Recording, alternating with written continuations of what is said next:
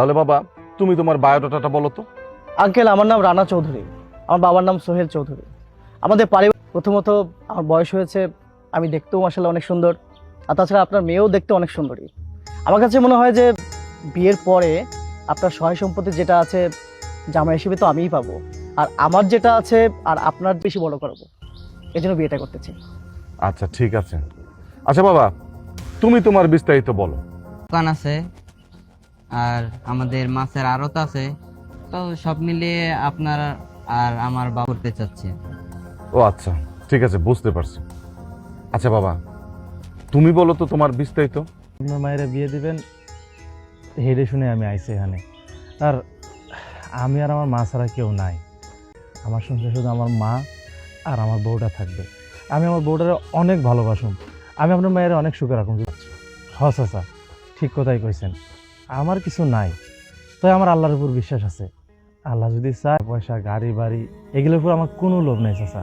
আপনি যদি আপনার মায়ের আমার সাথে বিয়ে দেন, আপনার মায়ের সুখে রাখুন। আমি দুজনকে আমার পছন্দ হয়েছে, কিন্তু আমি একজন বর বেছে নেব আমার মেয়ের জন্য। তোমরা তিনজন জানাবো যে তোমাদের তিনজনের মধ্যে কার কাছে আমার মেয়েটাকে বিয়ে দিব। ঠিক আছে? ঠিক আছে, চল মা। নাম তার মারুফ, মারুফ। দেখতে শুনতে তো মাশাআল্লাহ সেই রকম, সেরকম। পোশাক চোখ, এই সমস্ত পাগল ছাগল যে কোত্থেকে আসে বুঝলাম না। হাসি পাচ্ছে আসলে। বিয়ে করার জন্য আইছেন, আমিও তো বিয়ে করার জন্য আইছি। আর আপনারা আমার সাথে এভাবে কথা কইেন না। মানুষের সাথে মানুষের ফকিন্নির বেটা, তুই করবি চাষাবাসার কাজ আর তুই না করে আসছি বসছি কি কোটিপতি মেয়েকে বিয়ে করতে আসছে? হ্যাঁ, এটা কোনো কথা? এটা পাগলামি না একদম। আর স্যারে কি কইলে শুনেন নাই? স্যারে কইছে এই বাড়িতে থাকুম 3 দিন, 3 দিন পরে যারে পছন্দ হবে। তোর সাথে তাহলে কেমন করবো ক? আচ্ছা, তুই চাষাবুসার কাজ করিস, তুই করবি চাষাবুসা কোনো মেয়েকে বিয়ে করবি, তা না তুই কোটিপতির মেয়েরে বিয়ে। এগুলোর অহংকার কইরেন না। আল্লাহ যারে যখন দিবে তার ভাগ্যে আসবে। আর এই যে বিয়ে করতে আইছি না, পাপিয়া শোনা, আমি একটা ইম্পর্টেন্ট কাজে আসছি বুঝছো? আরে বোঝো, তোমার বললাম না সেদিন, বোঝো না, মানে দেখাশোনার মধ্যে আছি, কখন মানে কার ভালো লাগে বোঝো না। নিজেকে তো স্মার্ট দাবি করতে হবে, বোঝো না? তানহা ফোন দিয়েছে আবার। শোনা তানহা, কেমন আছো তুমি? আমি একটু ঝামেলার মধ্যে আছি, এই জন্য তোমার সাথে দেখা করতে পারতেছি না। আমি 3-4 দিন পরে আসতেছি, খুদার কসম, তুমি কেন বুঝতে? আরে আবার ভাইব্রেশন করে মোবাইল। আরে হ্যাঁ, আমি একটা ওই সহায় সম্পত্তি, একটা টাকা পয়সার জন্য আসছি এখানে বুঝছো। 3টা দিন সময় দাও আমার। হ্যাঁ আসি তো। তুমি খুব চমৎকার, আপনি আসলে বেশ চমৎকার লাগে।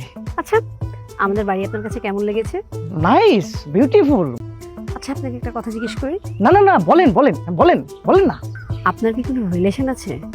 ছি ছি ছি, আমার কোনো গার্লফ্রেন্ডই নাই। তাইলে কি হলো? আমার না অনেক ইচ্ছা ছিল যে রিলেশন করে বিয়ে করব, কিন্তু দেখেন। না মানে মানে আসলে সত্য করে একটা কথা বলি। অবশ্যই, কেন নয়? ওয়াও, আমি তো মনে মনে এতদিন এই ধরনের ছেলে খুঁজছিলাম। তাহলে তো আপনি আমার জন্য পারফেক্ট ম্যাচ। আমি এক কাজ করি, আপনার সাথে কিন্তু আমার বেশ ভালো যাবে। ঠিক আছে, আপনি তাহলে থাকেন, ছাদটা ঘোরাঘুরি করেন, আমি যাই। আচ্ছা ঠিক আছে। ইস,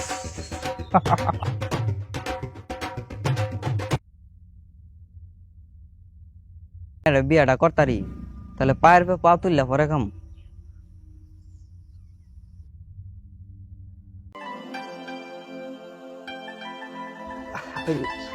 ম্যাডাম আপনি এখানে?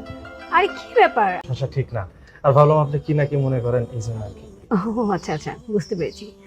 বাই দ্য ওয়ে, আপনার সাথে আমার কিছু আমার সব শেষ, আমার সব শেষ হয়ে গেছে। মারে, আমার ফ্যাক্টরিতে আগুন লাগছে। এই ব্যাংক তো এখন এই বাড়িটা হয়ে যায়। ফ্যাক্টরি থেকে যে ইনকাম আসতো, সেই ইনকাম দিয়ে আমি লোন শোধ করতাম। আমার এই বাড়িটা বন্ধক দেওয়া ছিল ব্যাংকের কাছে। বাবা, বাবা, তুমি আমার মেয়েটার বিয়ে করো বাবা। আর দূর, আপনি কি শুরু করছেন বলেন তো? আমি আরো ভাবছিলাম যে আপনি তখন ফকির, আপনি তো পথের ফকির। আপনার কাছে মনে হয় যে পথের ফকির মেয়েকে আমি বিয়ে করবো? হ্যাঁ, ফকির মেয়েকে বিয়ে করতে আসছে। আইসি আপনার মাইয়ারে বিয়ে করতাম, আমি কেন আপনার মাইয়া টেয়া বসে নাই বিয়ে করবো? আচ্ছা, আমি তো প্রথম দিনই কইছিলাম যে টাকা পয়সা, গাড়ি বাড়ি এগুলোর প্রতি আমার কোনো লোভ নাই। বিয়ে করো। দেখলি মা, দেখলি আমি আমার মেয়ের জন্য যোগ্য পাত্র খুঁজে পেয়েছি, সবকিছু রক্ষা করতে আর সবকিছু দেখে শুনে রাখতে।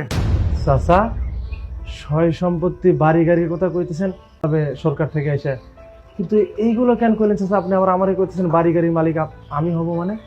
না রে বাবা, আমি আসলে দেখতে চাচ্ছিলাম যে আমার মেয়ের জন্য যোগ্য পাত্রটাকে। ওরা দুজন ফেল করেছে, সম্পত্তি বাড়ি গাড়ি যা আছে সবকিছু দেখে রাখতে।